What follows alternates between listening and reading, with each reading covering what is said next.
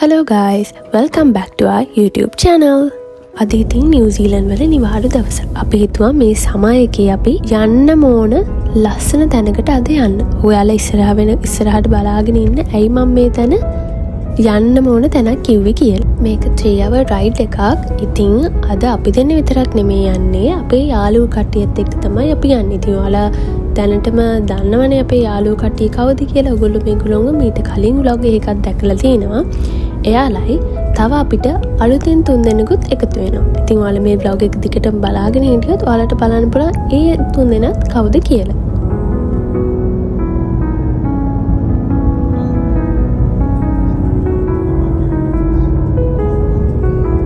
අපේ වාහනේ යන්නේ මේ දෙන්න තමයි. ඉතින් හැමෝම හායි කියන්න විමුක්ති අයියටයි, යාගේ තාත්තටයි.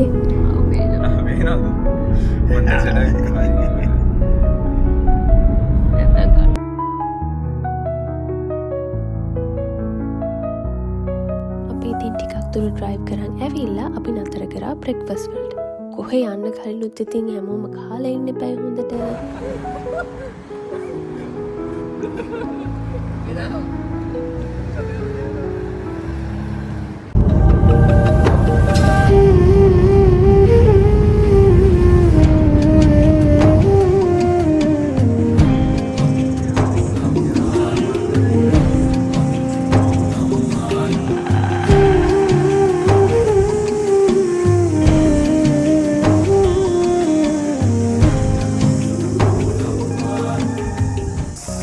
ඉතින් පැය 3ක රයිඩ් එකකට පස්සේ අපි ආවා අපේ ෆයිනල් ඩෙස්ටිනේෂන් එකට. ඉතින් අද අපි ආවේ නිව්සීලන්ඩ් වල කායි ඉවි ලේක්ස් වලට. මෙතන වතුර මාර ලස්සනක් තියෙන්නේ. මං හිතන්නේ මගේ කැමරා එකෙන් එච්චරටම කැප්චර් වෙලා නැහැ අපි ඇස් දෙකෙන් දැකපු ලස්සන. මං හිතනවා මේ ක්ලිප් එකෙන් ඔයාලට පේනවා ඇති කියලා පොඩ්ඩක් හරි මෙතන කොච්චර ලස්සනයිද කියලා.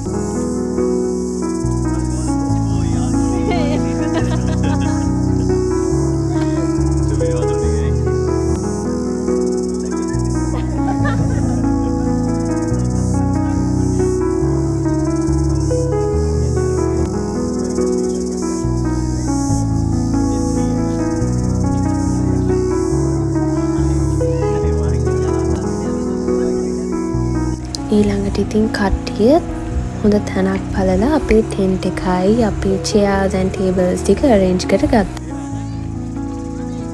ඊළඟට ඉතින් කට්ටිය පොඩ්ඩක් එහෙට මෙහෙට settle වෙලා ඊළඟට ඉතින් ඔයාලා දන්නවනේ මොකද ඉතින් ලෑස්ති වෙන්න ඕනේ කියලා. මං ආයි ඉතින් උගලන්ට වෙනම කියන්න ඕනේ නෑනේ.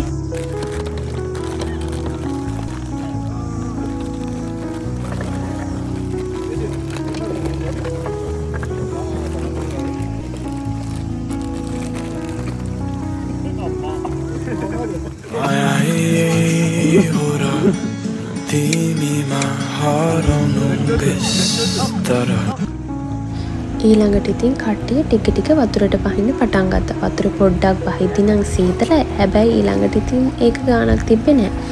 කට්ටිය ඉතින් කයාකින් පැද්දා, එක කට්ටියක් ස්විමින් කරා. මේ සමා කිව්වට ගොඩාක් නාන්න තියෙන තැන් මෙහි සීතලයි. ශහාන් අය කියපු විදියට නම් මෙතන තමයි අපිට නිදහසේ ගොඩාක් සීතල නැතුව හොඳට නාන්න පුළුවන් තැන. බලන්නකො ඉතින් කට්ටියම එකතු වෙලා මේ කයාකින් ගියපු කෙනාට කරන වැඩේ මොකක්ද කියලා.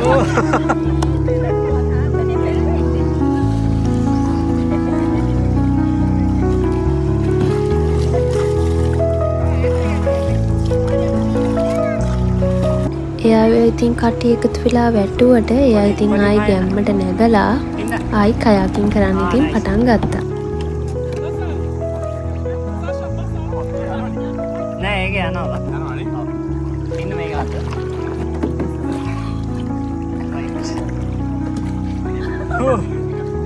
ඊළඟට ඉතින් කට්ටිය මේ වගේ උඩිනුත් පැන්නා. මේ ඉතින් ඔයාලා බලාගන්නේ හිතලා පැය ගානකට පස්සේ එයාගේ උඩින් පයින් බය නැති කරගත් තවත් එක සුන්දර මොහොතක් තමයි.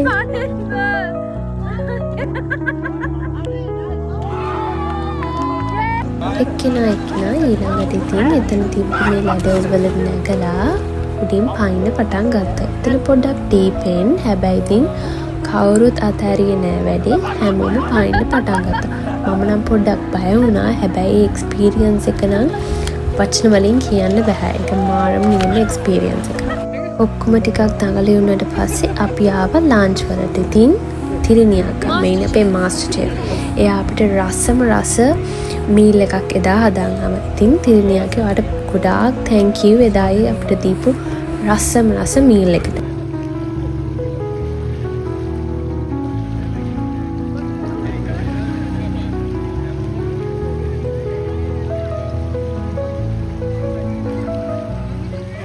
කාලේ වුණාට පස්සේ නම් පොඩ්ඩක් කම්මැලිකමක් ආවා. හැබැයි ඉතින් මෙච්චර දුරක් ගෙවාගෙන මෙච්චර ලස්සන තැනකට ආවට පස්සේ ওই කම්මැලිකම ගැන හිත ඉන්න බැහැනේ.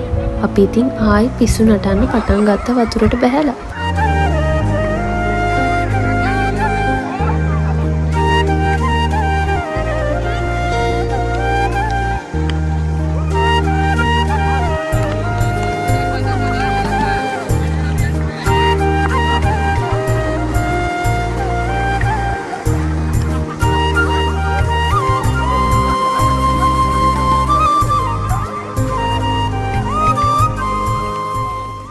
අපි ඉතින් හොඳට දවල් 2 ඉඳන් රෑ 7 වෙනකම් පිස්සු නටලා ඊළඟට ඉතින් කට්ටියම රෙඩි වුණා. ඉතින් ආයෙ ගෙවල් වලට යන්න.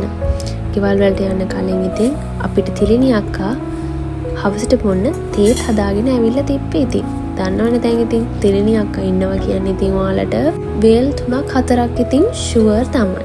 ඉතින් තේ බීලා කට්ටියම ගෙදර ඉන්න පිටත් වුණා. ඉතින් අපි හිතනවා ඔයාලා මේ vlog එකත් enjoy කරන්න ඇති කියලා. And also මම special thank එකක් කරනවා ශිහාන් අයියට. අපි දෙන්නම නිව්සීලන්ත වල ලස්සන මේ වගේ තැන් බලන්න එක්කන් යනවා.